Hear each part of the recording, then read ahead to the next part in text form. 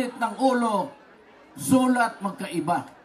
But we decided, and it included the Muslim leaders at that time. We agreed to form one nation. Meron tayong gobyerno para sa tao, that is for the people, by the people, of the people. In between the years, I have been mayor for 22 years sa Davao City. Kung hindi ako tumakbo ngayon, hindi ako kilala because I am really a very private person. Ngayon na lang nagmukhang mura ang mukha ko kasi tumakbo na ako. But you know, ako, sa liit-liit ko, I contributed my talent pagka-abogado ko, pagka-Bisaya ko, pagka-Hapon, I have to interact with everybody. Because I love my country.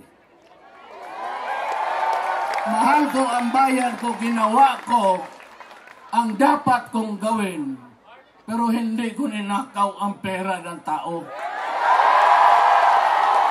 Bakit ngayon, gobyerno after gobyerno after gobyerno, ang nakakita lang namin, araw-araw, may nakawan putang ina dyan sa Congress ngayon.